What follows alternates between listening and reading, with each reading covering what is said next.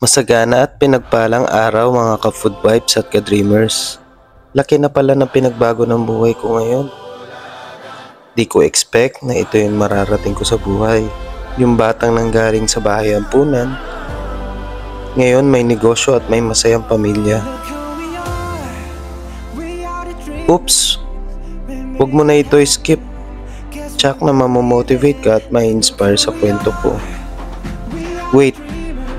I-rewind ko lang yung storya ng buhay ko.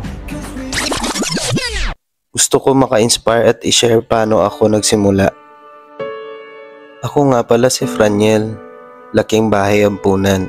Mahigit na 10 taon, walang kinalakihan na magulang. Sa panahon na yon, nagsikap at nagtiyaga ako para maiba ang estado ko sa buhay. Nagpursige ako mag-aral para makatapos. Binless naman ako ni Lord. Dati rin ako empleyado.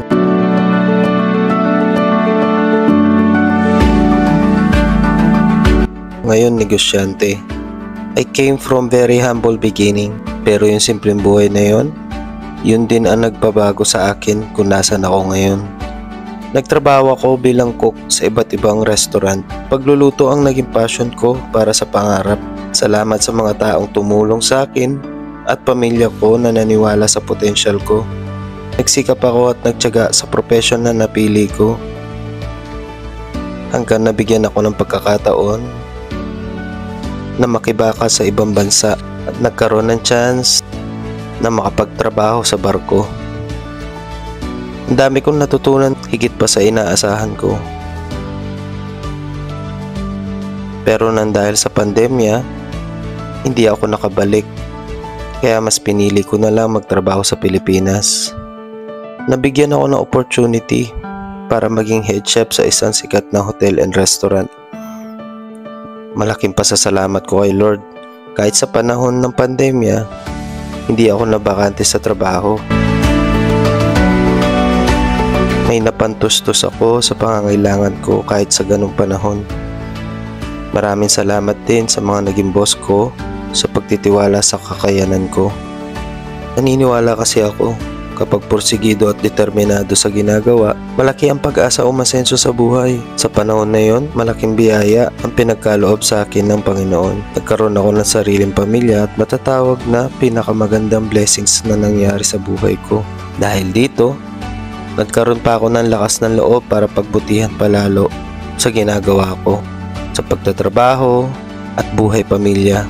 Dumating na rin sa point na kailangan ko magpaalam sa boss ko, mag-resign sa trabaho. Hindi dahil nahirapan ako, kundi sumubok sa negosyo na gusto ko.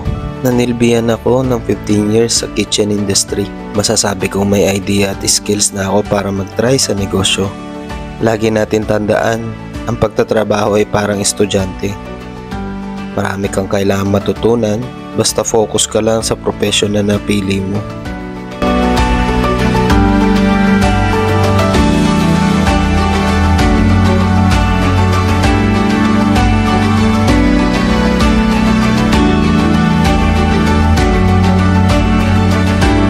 Marami kang makakasalamuha. Iba't ibang klase ng tao sa buhay mo. Iba't ibang klase din ng ugali. Sila ay blessing sa magiging journey mo. Iba din ay magbibigay ng leksyon sa buhay mo para matuto sa pagkakamali. Gawin natin motivation lahat yan para mas tumibay ka pa sa tinatahak mong landas ngayon. Ang aking munting negosyo ay pizza. Isa akong pizza supplier. Expertise ko ang Italian cuisine. Ito ang napili kong negosyo kasi dito ako mas bihasa. Kaya payo ko sa mga taong empleyado at gustong magnegosyo, piliin nyo kung saan kayo magaling at bihasa. Ito ang magiging susi sa pag-asenso nyo. Kailangan fully knowledge ka sa ginagawa mo para hindi ka maligaw sa landas na tinatahak mo. Magtiwala ka lagi sa may kapal, sa sarili at sa mga taong naniniwala sa'yo at sa mga taong sumusuporta sa'yo. Huwag ka mainip sa proseso. Mabagal man ang pag-usad, importante kinikilusan mo para sa pag-unlad. Lagi natin tandaan, Walang matamis na tagumpay sa taong hindi nakaranas ang mapait na hamon ng buhay. Sa dami man ng problema mo sa buhay, yan ang magiging sandata mo para tumibay. Sa panahon na yon, malaking biyaya ang pinagkaloob sa akin ng Panginoon. Nagkaroon ako ng sarili kong pamilya. Matatawag kong pinakamagandang blessings na nangyari sa buhay ko at pinakamagandang parte ng buhay ko. Dahil dito, nagkaroon pa ako ng lakas ng loob para pagbutihan palalo sa aking ginagawa. Sa pagtatrabaho, tinutulungan ko ang mga client customer ko paano mag-pizza business, paano i-handle ang pizza business na itatayo nila. May experience ka man o wala, tuturuan kita paano i-handle ang negosyong pangarap mo. Nag-o-offer kami ng pizza rebranding. Sa mas murang presyo, may negosyo ka na. Open din kami for reseller and distributor partners. We do shipping services nationwide. Itong negosyo ko ay hindi lang basta negosyo. Tinayo ko ito ng may purpose at advocacy sa paraan na magpa-feeding program sa mga orphanage, boys town, home for the aged at marami pang ganitong institution.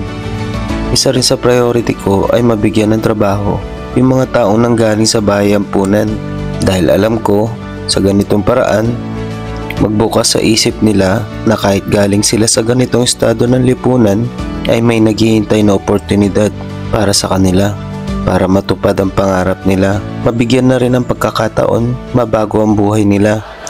Pwede nyong i-check ang page ko, Franiel Pizzeria, Pizza Supplier, The Dreamers. Ang content naman namin dun is ma-motivate yung mga tao at mabigyan ng saya na kahit lagi tayong may problema, karapatan din natin sumaya. Maraming salamat natapos mo itong video. Kung na-inspire ka at maraming natutunan, like and share na rin para mapanood ito ng mga taong mahal mo. Marami pang funny videos, motivational videos na mapapanood. Hanggang sa muli!